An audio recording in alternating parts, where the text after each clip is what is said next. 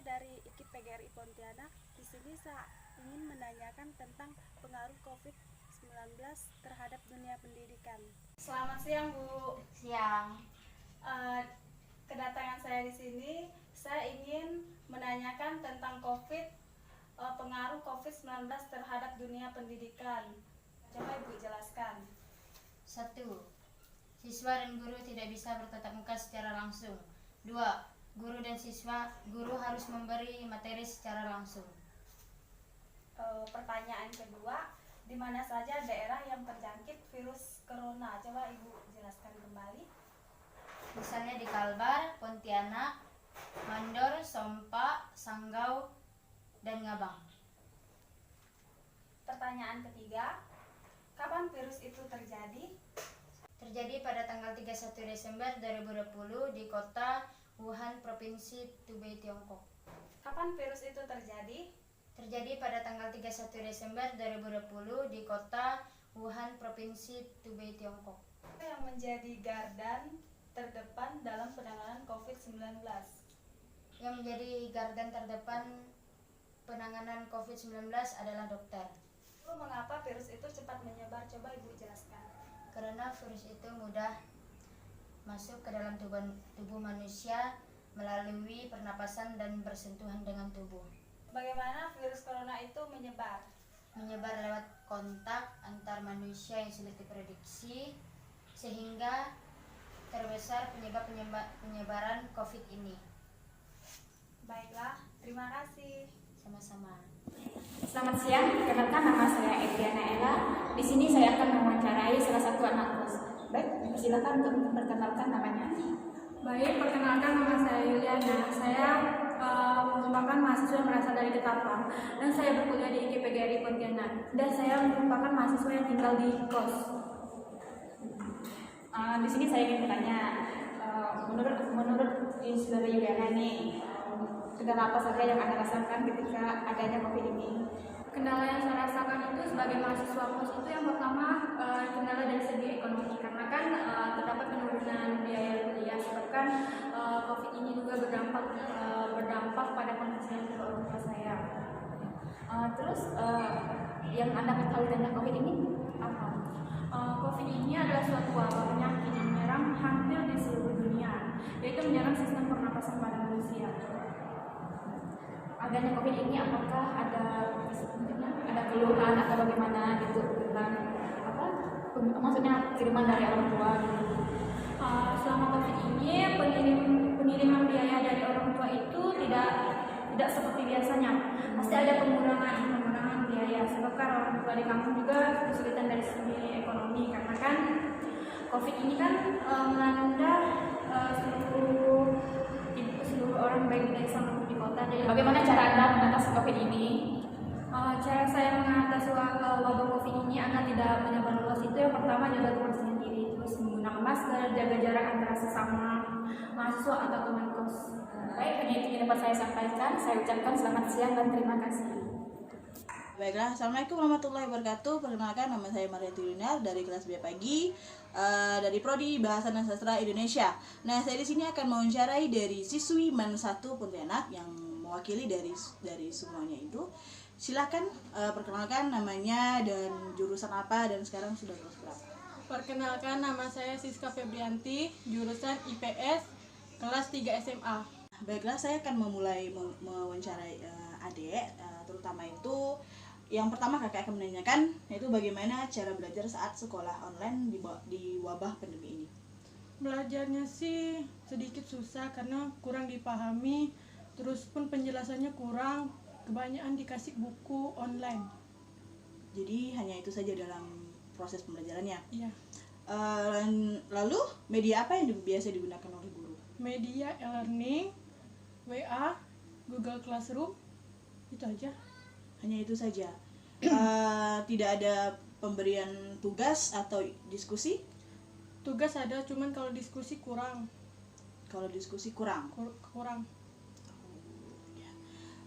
Lalu bagaimanakah dengan materi yang diberikan oleh guru kalian? Apakah bisa memahaminya secara jelas atau sama sekali tidak memahaminya? Kurang memahami, kecuali pelajaran sejarah mungkin bisa, Tapi kalau buat MTK, kalau ngitung-ngitung gitu kurang. Seperti itu. Jadi bagaimana prosesnya? Sekarang kan si adik Siska sudah kelas 12. Jadi apakah ada penambahan mata pelajarannya atau ada sedikit pengurangan dari mata pelajarannya? Penambahan dan pengurangan nggak ada. Nggak ada. Tapi dalam proses belajarnya apakah sulit? Sedikit sulit. Sedikit sulit. Terus cara pengumpulan tugasnya itu bagaimana? Pengumpulannya biasa melalui WA, email, Ya. atau e-learning. Biasanya memulai dari sekolah itu dari jam berapa? Jam 7:30 sampai jam 12 siang. Itu online semua. Online semua. Jadi berarti hanya itu saja yang mengeluhkan dari pembelajaran online itu. Ya, sinyal juga. Terus masalah kuota, apakah ada dari pihak sekolah untuk mengasihkan kuota atau tidak? Kemarin ada minta data, cuman sampai sekarang belum ada. Belum ada sama sekali. Belum ada sampai sekarang. Jadi selama pembelajaran online menggunakan kuota pribadi. Kuota pribadi lumayan banyak sih. Biasa tidak menggunakan aplikasi Zoom. Aplikasi Zoom enggak menggunakan aplikasi Zoom. Tapi kalau Karena WA di e-learning ada itu video call. Oh, ada. Ada di e-learning. Kalau WA apa tidak ada? Kalau di WA enggak ada. Tidak ada. Ya baiklah, hanya itu saja yang saya dapat sampaikan. Ya begitulah keluh kesahnya dari MAN 1 Pontianak ini ya, dengan sekolah online-nya di wabah pandemi. Baiklah, salam sejahtera. Terima kasih. Baik, Assalamualaikum warahmatullahi wabarakatuh. Saya Nulaila dari kelas B pagi semester 7 Prodi Pendidikan Bahasa dan Sastra Indonesia IKIP PGRI Pontianak. Di sini saya akan mewawancarai salah satu guru MAN 1 Ketapang, yaitu Bapak Sarip Mansur. Pagi Pak. Corona memiliki banyak dampak positif bagi kehidupan manusia, khususnya di bidang pendidikan. Dan di sini saya akan mewawancarai Bapak Sarip Mansur tentang keadaan Madrasah Aliyah Negeri 1 Ketapang pada saat Corona COVID-19. Langsung saja kita berbincang-bincang dengan Bapak Sarip Mansur. Pagi Pak. Pagi. Jadi di sini saya akan menanyakan tanggapan Bapak tentang COVID-19 ini untuk dunia pendidikan. Bismillahirrahmanirrahim. Assalamualaikum warahmatullahi wabarakatuh. Waalaikumsalam warahmatullahi wabarakatuh. Baik, terima kasih kepada Mbak Nurlaila yang telah untuk mewawancara masalah corona di dunia pendidikan. Saya selaku guru di Madrasah Aliyah Negeri 1 Ketapang, yaitu MAN. Corona dalam pendidikan itu mengakibatkan pendidikan tidak berjalan dengan maksimal. Karena sebelumnya pendidikan di suatu sekolah itu berjalan dengan baik sebelum adanya datangnya COVID-19. Kita lanjutkan kembali. Sebelumnya pendidikan di suatu sekolah itu yang ada sekarang dalam kondisi COVID ini sangat banyak penyebab. Faktornya yang pertama, untuk para murid dan siswanya mempunyai kendala-kendala yang tersendiri, terutama kepada guru yang tidak bisa bertatap muka kepada siswanya. Dengan adanya COVID pada kondisi seperti ini, dari pihak Kementerian Pendidikan memerintahkan untuk melakukan pembelajaran melalui daring dari rumah. Maka disitulah ada banyak faktor yang dapat kita lihat dan kita ketahui. Yang pertama, kepada siswanya. Apabila siswa itu balik ke kampungnya atau balik ke halaman rumahnya yang di pelosok atau yang tidak ada sinyal sekalipun, itu mengakibatkan pendidikan di sekolah itu sangat tidak maksimal. Maka daripada itu, kami daripada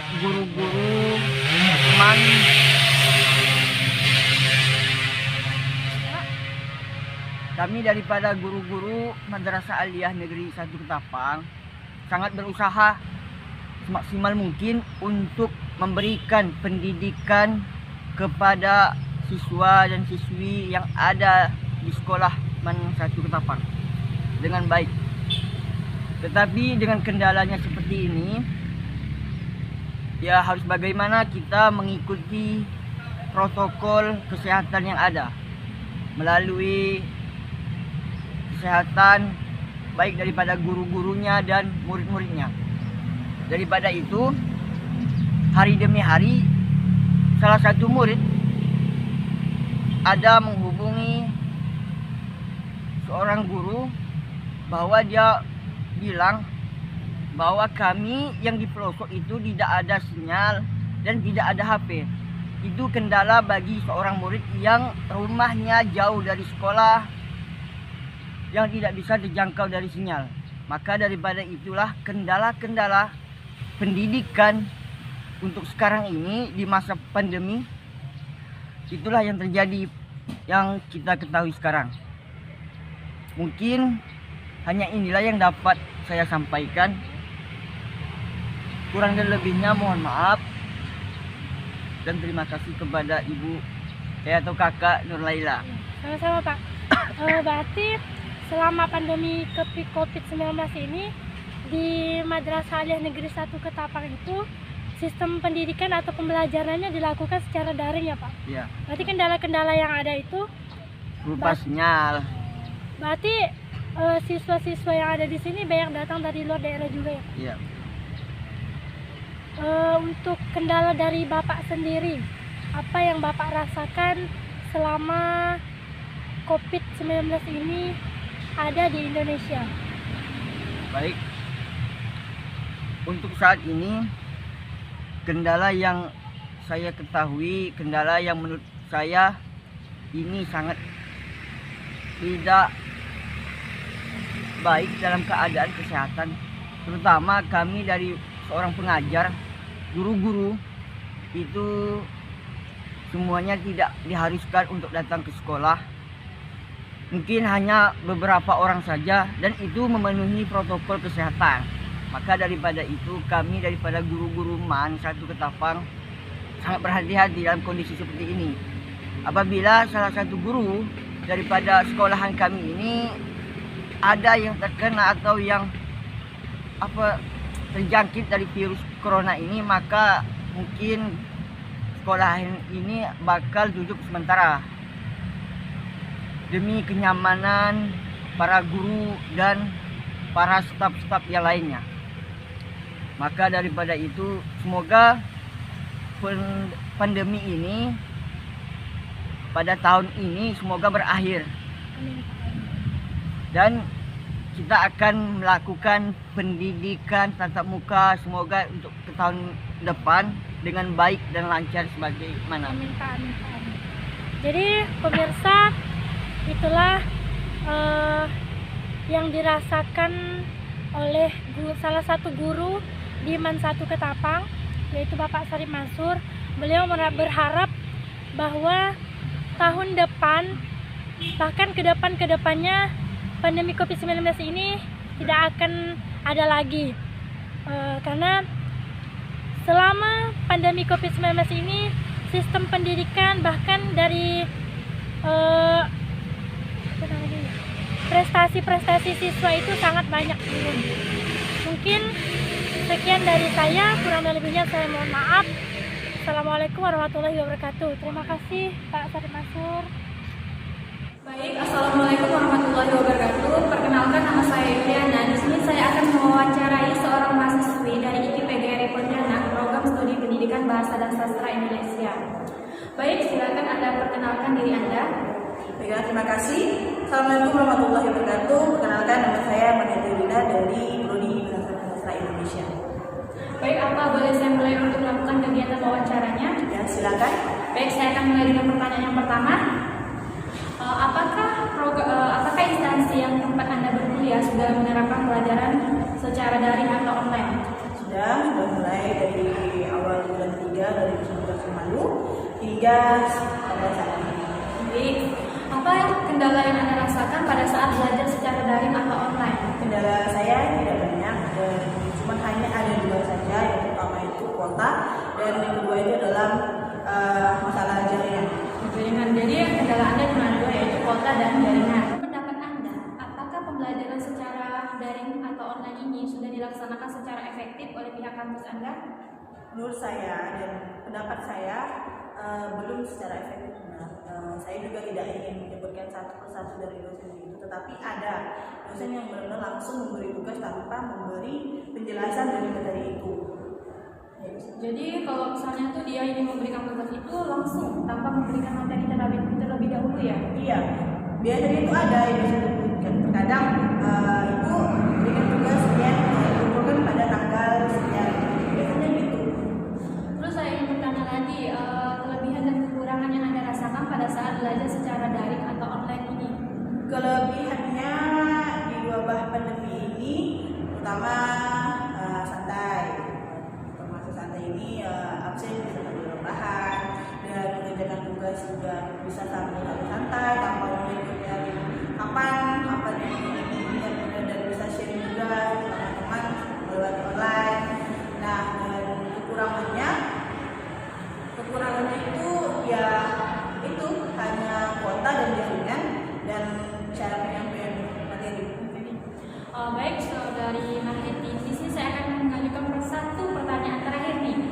Jika suatu saat nanti wabah COVID ini telah berakhir, namun kegiatan pembelajaran secara daring ini tetap berlanjut dan tetap dilaksanakan oleh pihak kampus Anda, bagaimana perasaan Anda? Perasaan saya tidak terima karena saya rindu juga pertama kampus dan rindu juga sama teman dan rindu saat mengerjakan tugas kelompok. Itu sih yang saya rindukan. Kalau misalkan dilanjutkan lagi dengan kuliah online, wah saya tidak terima. Baik, terima kasih ya saudari Maheti telah menyampaikan informasinya. Semoga informasi ini dapat bermanfaat bagi para pembaca atau para pendengar. Baik, itulah sekilas kegiatan wawancara saya bersama saudari Maheti Linar, mahasiswa program studi pendidikan bahasa dan sastra Indonesia. Saya akhiri, wassalamualaikum warahmatullahi wabarakatuh.